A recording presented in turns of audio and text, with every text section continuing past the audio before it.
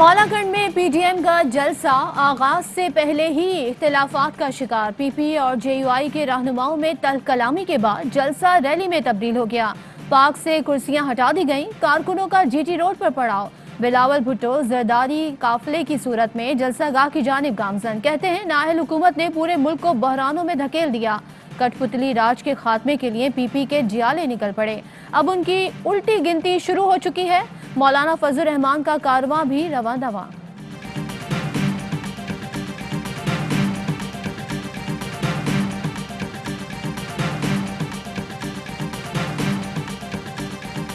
सब में शामिल है। ये झूठ खुद नहीं बोलते थे, इनके साहबजादे भी आपने देखा वो इंटरव्यूज़ आए थे।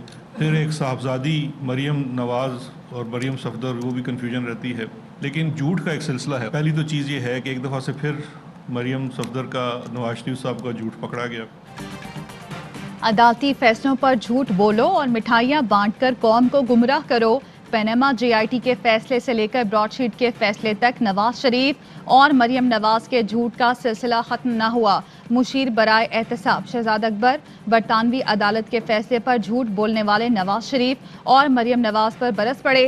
कहते हैं ब्रॉडशीट कंपनी के चीफ ने बताया कि नवाज शरीफ के भांजे या भतीजे ने रिश्वत की ऑफर की। कावी मौसूवी लंदन में हैं। नवाज शरीफ सच्चे हैं तो उनको सू कर दें।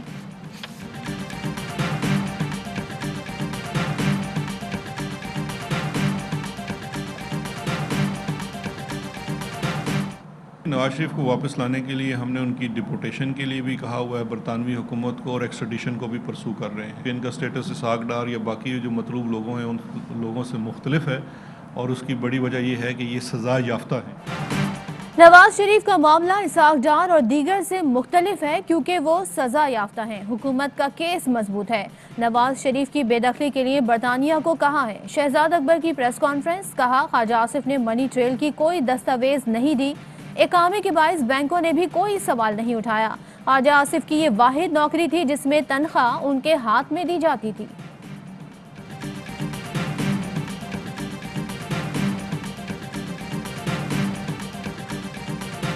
ये शहजाद अकबर साहब और इमरान खान साहब के इश्तिहारी डिक्लेयर होने का वक्त है। हमारा वक्त गुजर गया, अब इनका वक्त आने वाला है।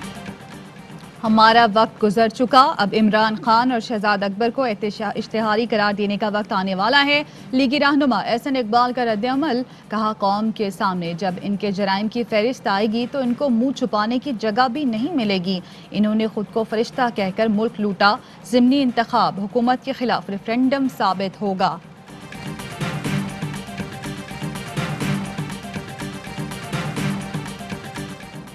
पीडीएम के गठजोड़ का मकसद सिर्फ करप्शन केसेस से छुटकारा हासिल करना है। वजीर खारजा शाह महमूद कुरैशी कहते हैं इस्तीफों पर पीपल्स पार्टी के बाद नून लीग भी पीछे हट गई। लॉन्ग मार्च पर भी इनका इत्तेफाक नहीं है। तमाम बातों से साफ जाहिर है कि इनकी सफ़ों में इत्तेहाद नहीं।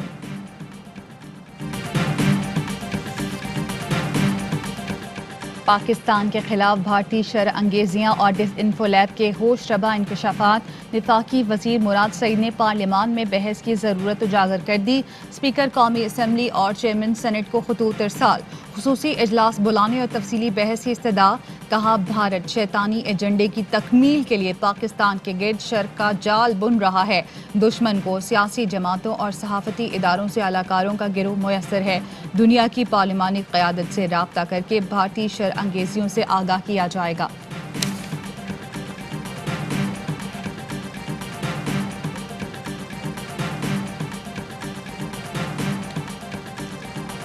सेनेट इलेक्शन में ओपन बैलेटिंग के लिए सदारती रेफरेंस पर सुप्रीम कोर्ट में समाअत।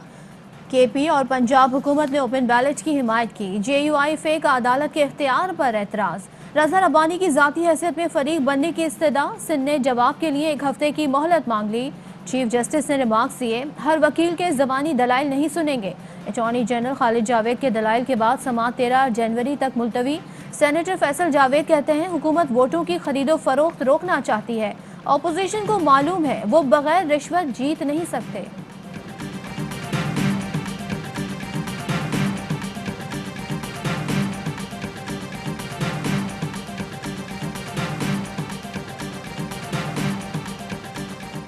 पीपल्स पार्टी के रुकने असम्बली फरियाल तालपुर के खिलाफ नए अहली की दरख्वास्त पर फैसला महफूज। चीफ इलेक्शन कमिश्नर की सरबराही में 5 रुकनी बेंच ने समाअत की। फैसला 8 फरवरी को सुनाया जाएगा। हर चीज का ये इल्जाम माजी की हुकूमतों के ऊपर डाल देते हैं। गुजारिश करूंगा कि वो अपना नाम पाकिस्तान तहरीक इंसाफ से चेंज करके पाकिस्तान तहरीक इल्जाम करें। पीटीआई को मशवरा है वो अपना नाम पाकिस्तान तहरीक इल्जाम रख लें। तर्जुमान सिंध हुकूमत मुर्तज़ा वहाब कहते हैं ये वादे पूरे नहीं कर सकते तो खुदारा ऐलानात और दावे करना बंद कर दें। चैंपियंस की हुकूमत की नाअहली कलया हो गई। पूरे पाकिस्तान को इन्होंने तारीकी में डुबो दिया।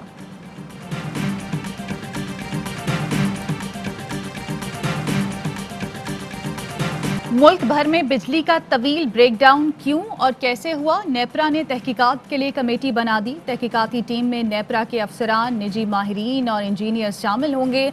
कमेटी मुल्क में हुए ब्लैकआउट की तहकीकात करेगी।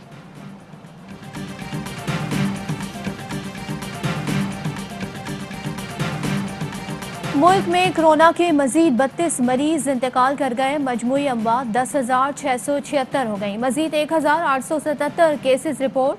फाल केसेस 35,246 हो गए। मुल्क में कोरोना मज़बत आने की शरह 5.43% रही। वफाकी वजीर असद उमर कहते हैं अमरीका और बरतानिया में पहली लहर के मुकाबले में ज़्यादा केस और अमवात हो रही हैं। हमने एहतियात ना की तो हमें भी कोरोना से खतरे का सामना हो सकता है।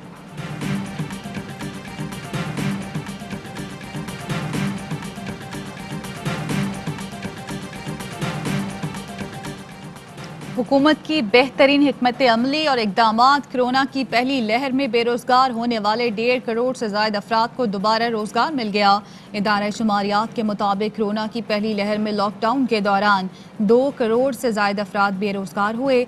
वर्किंग पॉपुलेशन 5 करोड़ 57 लाख से घटकर 3.5 करोड़ तक आ गई थी। हुकूमती इकदामात से वर्किंग पॉपुलेशन बेहतर होकर 5 करोड़ 25 लाख हो गई।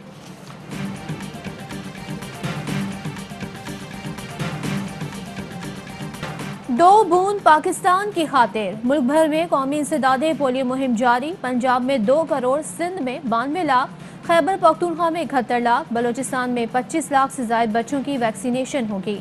आज़ाद कश्मीर में 7 लाख, गिलगित बल्तिस्तान में 2 लाख से ज्यादा बच्चों को पोलियो से बचाव के कतरे पिलाए जाएंगे। मुहिम के दौरान कोरोना SOPs पर सख्ती से अमल दरामद होगा।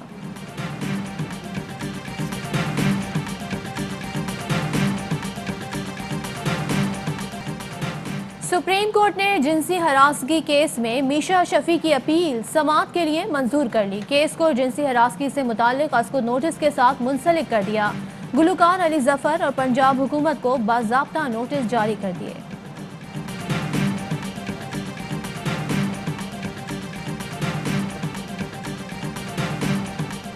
क्या हुकूमत पाकिस्तान ने अमरीकी हुकूमत से कोई बात की? आज भी वही खड़े हैं जहां 4 साल पहले थे। डॉक्टर आफिया सिद्दीकी की रिहाई से मुताल्लिक केस में इस्लामाबाद हाई कोर्ट के रिमार्क्स आइंदा समाअत पर तफसीली रिपोर्ट मांग ली। जॉइंट सेक्रेटरी खारजा को ज़ाती हैसियत में तलब कर लिया।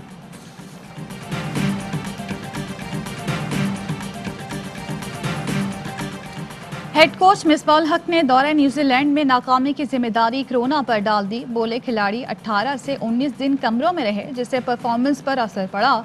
फखर जमान भी कोरोना की वजह से न्यूजीलैंड नहीं जा सके। बाबर आजम की इंजरी बड़ा धचका थी। हमने 100% खेल पेश करने की कोशिश की मगर क्रिकेट में किस्मत का भी खेल होता है।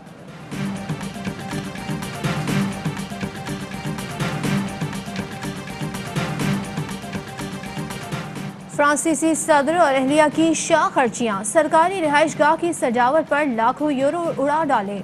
अवाम का शदीद रद्द-ए-अमल मैक्रोन के अमल को शर्मनाक करार दे दिया।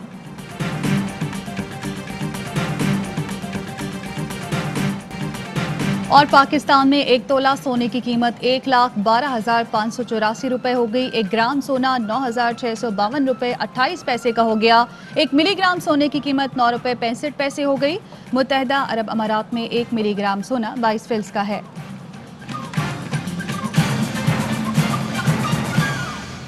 अस्सलाम वालेकुम, आप देख रहे हैं AY न्यूज़।